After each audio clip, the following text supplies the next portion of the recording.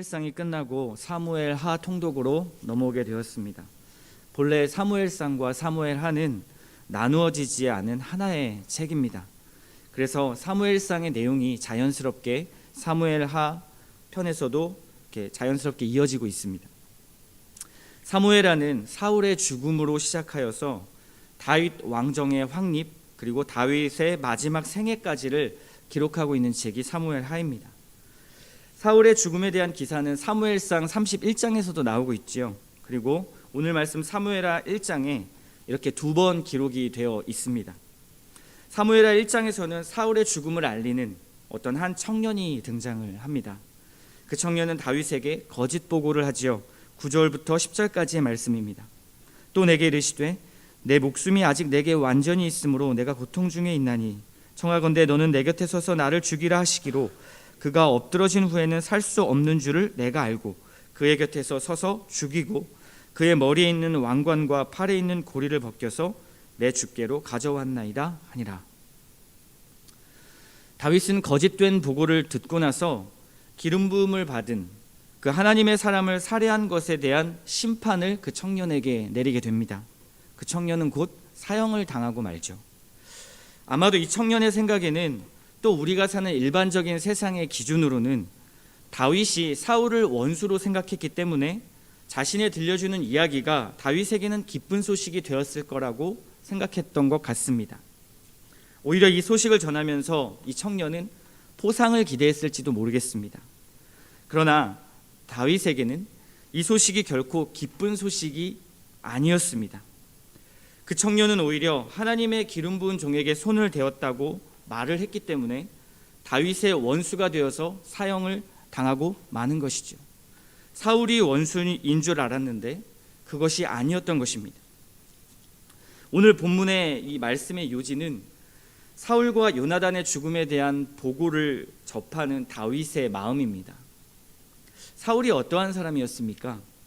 다윗을 질투하고 원망하고 죽이려고 했던 사실은 완전 원수 같은 사람이었죠. 하지만 다윗은 사울의 죽음 소식을 듣고 대하는 모습이 정말 이상합니다. 드디어 나를 괴롭히던 놈이 죽었구나. 내가 그럴 줄 알았다. 하나님 감사합니다. 이것이 하나님의 은혜입니다. 이렇게 말하지 않았다는 것이죠. 다윗의 반응은 11절과 12절 말씀에 나타납니다.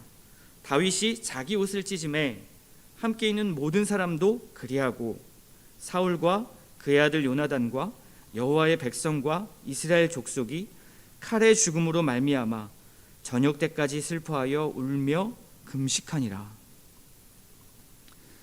이상하죠? 다윗은 자기의 옷을 찢고 울며 금식을 하고 있습니다. 이것이 가능한 일일까요? 자기를 죽이러 그렇게 쫓아다니던 사울, 몸과 마음을 그토록 지치게 했던 그런 사울을 보면서 그가 죽었다는 소식을 듣고 지금 자기 옷을 찢으며 슬퍼하며 금식하고 있는 것입니다. 다윗과 함께 그의 옆에 있던 모든 사람들도요, 다윗처럼 함께 그리하였다는 것, 함께 금식하고 함께 울었다라는 것은 더 이상한 일입니다. 이것을 볼 때 다윗의 태도가 얼마나 진정성 있게 슬퍼하며 금식하며 그렇게 애도하는 장면인지를 보여주고 있는 말씀입니다. 사울을 죽일 수 있는 두 번의 완벽한 기회가 다윗에게 있었을 때 그때 다윗이 행했던 행동이 있지 않습니까? 아마 다윗과 함께 있는 사람들은 이미 다윗의 진정성을 의심할 수 없는 너무나 충분한 증거를 삶으로 목격을 했었지요. 다윗뿐만 아니라 다윗을 따르는 사람들에게도 사울은 그들을 괴롭게 만들고 고통스럽게 하는 원수였을 텐데, 그런데 그들도 함께 이렇게 울며 금식하는 모습을 볼 수 있습니다. 다윗이 하나님 앞에서 원수를 대하는 모습, 그리고 악을 악으로 갚지 않고 선으로 갚는 이 모습을 볼 때 사람들은, 함께 있던 사람들은 무엇을 느꼈을까요? 그들은 아마도 실제로 하나님의 말씀이 삶 속에서 경험되는 것을 느꼈을 것입니다. 누구를 통해서요? 다윗이란 인물을 통해서요. 세상의 많은 사람들은 이성과 합리로 하나님을 이해하고 싶어하는 모습이 있습니다. 교리 공부를 하다 보면 이성적으로 이해되지 않는 부분들이 나타날 때 그것에 대해서 하나님은 이런 분이 내가 이해할 수 없는 분이기 때문에 나는 믿을 수 없어 라는 마음을 갖는 분도 계시는 것 같습니다. 그런데 사실 이 질문의 가장 깊은 마음속엔 하나님의 실제를 궁금해하는 것이죠. 그래서 기독교인들에게 보고 싶어하는 세상 사람들의 시선은 살아계신 하나님을 기독교인들이 실제로 경험했는가를 더 궁금해합니다. 하나님이 살아계시다면 정말 그 하나님을 어떻게 만났고 어떻게 경험했는가, 그것을 궁금해하고요. 그리고 그들을 통해서 나타나는 하나님의 실제를 보고 싶어합니다. 마치 다윗의 모습을 보았던 그들의 백성이 다윗과 함께 사울을 위해 금식하고 진심으로 울 수 있었던 이 모습을 세상 사람들이 볼 때 어떻게 생각했을까요? 하나님이 살아계시고 하나님이 역사하신다는 걸 볼 수 있었을 것입니다. 다윗은 사울을 향하여 슬픈 노래, 활의 노래로 그를 애도하기 시작합니다. 다윗의 애가는 이스라엘이 용맹스러운 지도자들을 잃어버린 데 대한 슬픔과 특별히 사랑하는 친구 요나단을 잃은 것에 대한 슬픔을 함께 노래하고 있습니다. 그리고 20절 말씀에 보면 이들의 죽음의 소식이 이방인들의 기쁨이 되고 하나님의 이름이 더럽혀질 것에 대한 염려와 그러한 걱정도 나타나는 것이 바로 이 활의 노래입니다.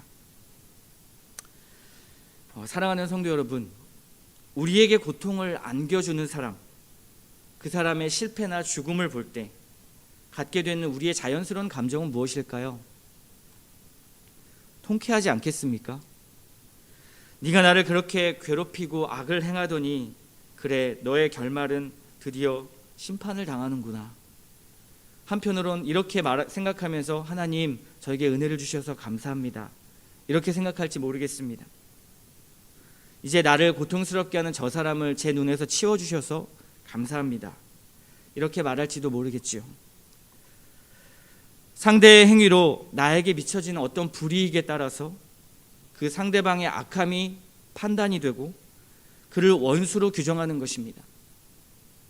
그런데 다윗의 마음은 어떻게 그토록 망가지지 않고 순전한 마음으로 보존될 수 있었을까요? 어떻게 이런 행동이 나올 수 있었을까요? 오늘 16절 말씀에 다윗은 사울을 말할 때 여호와의 기름 부음을 받은 자라고 말합니다. 여기에 포인트가 있고 중요한 지점이 있습니다. 즉 다윗이 사울이라는 사람을 규정할 때 자기 기준에서 판단하지 않고 하나님의 기준에서 바라보았다는 것입니다. 다시 말하면 자기 중심적인 어떤 손익관계로 사울을 본 것이 아니라 하나님의 영광, 하나님의 백성을 통한 하나님의 어떤 명예, 하나님이 가지고 계신 그 뜻이 이루어지는 것에 다윗의 초점이 있었던 것이죠. 다윗이 이런 것들을 제쳐놓고 사울을 직접적으로 보았다면 사울은 절대 용납될 수 없는 사람입니다. 하지만 그에게 더 중요했던 것은 자신보다 하나님의 영광과 하나님의 영예, 하나님의 말씀, 그것이 더 중요했던 것이죠.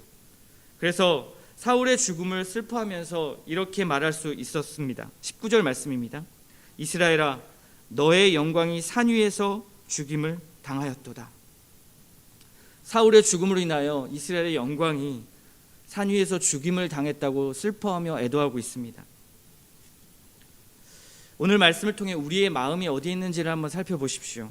하나님의 영광이 우선입니까? 아니면 자기 자신과 자기의 유익입니까? 오늘 다윗을 통해 볼 수 있는 것은 타인을 바라볼 때, 그리고 이웃을 바라볼 때 복음적 원리가 있다라는 것입니다. 그냥 그를 보는 것이 아니라요, 중요한 것은 그리스도를 통과하여 그를 보는 것입니다. 그리스도를 통과하여 이웃을 보고요, 그리스도를 통과하여 나의 상황과 문제를 보는 것입니다. 하나님께서 그리스도를 통해 우리를 보셨죠. 하나님께서 우리를 직접 보셨다면 아마 우리는 모두 다 심판당하고 말 것입니다. 하지만 하나님께서 그리스도를 통해 우리를 보시고 의인이라 여겨주시듯이 나도 그리스도를 통과하여 상대를 보면 보는 관점이 달라지게 되는 것입니다. 내가 신앙생활을 오래 했다거나 더 성숙해졌기 때문에 상대에게 내가 좀 넉넉해질 수 있어, 이제 내가 좀 나이가 들었으니까 좀 더 관대해질 수 있어, 그것이 아니라요, 나의 시선이 그리스도를 볼 때만, 그리스도를 통과해서 상대를 볼 때만 넉넉해질 수 있습니다. 그래서 우리는 단번에 구원을 받은 사건을 뛰어넘어서 평생 그리스도가 필요한 이유가 바로 이것입니다. 늘 그리스도가 함께 동행하시고 성령님의 조명함을 받는 것이 중요한 이유가, 우리가 하나님을 사랑하고 이웃을 사랑하는 것은 우리의 힘으로 하는 것이 아니라 늘 그리스도를 통과하고 그리스도 안에서 모든 일이 이루어지기 때문에 그렇습니다. 그것이 우리의 신앙생활이죠. 어떤 명언들 중에서 이런 내용의 글을 본 적이 있습니다. 사람들은 상대를 볼 때 상황을 보지 않고 그의 본성을 보려고 한다. 하지만 자신을 대할 때는 자신의 본성을 보지 않고 상황을 탓한다. 이 말이 무슨 의미일까요? 상대가 마음에 안 드는 것, 상대가 마음에 안 들지요. 그러면 그 사람에 대한 상황은 고려해 주지 않는 것입니다. 어쩔 수 없는 그런 상황이 있어서 그 사람이 그런 일들을 할 수밖에 없었을 텐데 이렇게 공감해 주는 것이 아니라 어떻게 생각합니까? 저 사람은 원래 저런 사람이야. 저런 단점이 있는 사람이야. 이 사람은 본성적으로 원래 이런 사람이야. 저게 문제야. 라고 꼬집는 것이죠. 그리고 자신을 대할 때는 어떻습니까? 굉장히 관대해집니다. 나의 본성은 원래 좋은 사람인데 상황이 어쩔 수 없었어 라고 말하는 것이죠. 우리에겐 상대를 볼 때 선하게 볼 수 있는 능력이 전혀 없습니다. 죄인이 죄인을 바라보는데 어떤 선한 능력이 나오겠습니까? 하지만 하나님의 말씀에 의지해서 그리스도를 통하여 성령의 조명함으로 어떠한 상황이나 사람을 마주하게 될 때는 하나님의 성품으로 볼 수 있습니다. 즉 그리스도를 통과하여 하나님이 주신 그 성품으로 성령의 도우심으로 볼 수 있다는 것이죠. 다윗은 이런 하나님의 성품을 의지했고요. 이것을 통해 보는 사울 그리고 그의 아들 요나단을 더욱 사랑과 긍휼의 눈으로 볼 수 있었던 것입니다. 다윗이 사람의 능력으로 다른 원수를 사랑했다? 불가능하지요. 도저히 불가능한 일입니다. 우리가 원수를 사랑하라 하신 그 말씀을 지킬 수 있는 이유도 우리가 진짜 원수를 사랑해서 사랑하는 것이 아니라 그리스도를 통과하기 때문에 사랑할 수 있는 것입니다. 이것이 우리의 신앙의 비밀이죠. 우리가 문제를 문제로 바라보지 않을 수 있는 것, 그리스도를 통과하여 그 문제를 보기 때문입니다. 여러분들의 눈앞엔 말을 듣지 않는 자녀들이 늘 있습니다. 평생 생각을 맞춰가고 조율해 가야 하는 배우자들이 있고요. 나와 스타일이 너무 다른 사람 교회 안에 있습니다. 그리고 나에게 피해를 주는 것 같은 사람이 교회 안에 있죠. 우리의 어떤 조직 문화 안에 있습니다. 또 내게 좋지 않은 영향을 주는 사람이나 또 내가 미워하는 사람, 또 나를 미워하는 사람이 곳곳에 있습니다. 그 사람들을 그냥 바라보게 된다면 그들을 판단하고 죄인으로밖에 여기지 않을 것입니다. 나의 원수로밖에 대할 수 없는 것이죠. 하지만 그리스도를 통하여 말씀의 렌즈를 끼고 성령의 조명함을 받을 때 그 상대를 바라본다면 다르게 보일 것입니다. 하나님께서 우리를 바라보는 모습이 바로 이러하기 때문에 그렇습니다. 하나님이 우리를 바라보시듯 우리도 다른 사람을 바라보고 문제를 바라보는 것이죠. 내게 닥친 문제도 그리스도의 도수가 있는 렌즈가 장착되면요, 흐리게 보이던 앞이 선명하게 보여질 것입니다. 이것이 하나님을 통하여 사는 삶, 하나님을 목적으로 두고 사는 삶, 하나님의 영광을 위한 삶이 바로 이것입니다. 그래서 오늘 아침에도 기도했으면 좋겠습니다. 주님, 오직 그리스도의 옷을 입고 주님의 렌즈를 끼고 성령의 조명함을 받게 하여 주시옵소서. 다윗이 하나님의 영광을 힘입어서 하나님을 의지함으로 자신을 지키고 말씀을 지키고 그리고 타인을 지켰던 것처럼 우리도 그리스도를 통과해서 모든 것을 볼 수 있도록 주님 도와주시옵소서. 그리스도의 마음과 하나님의 마음을 내게 주시옵소서.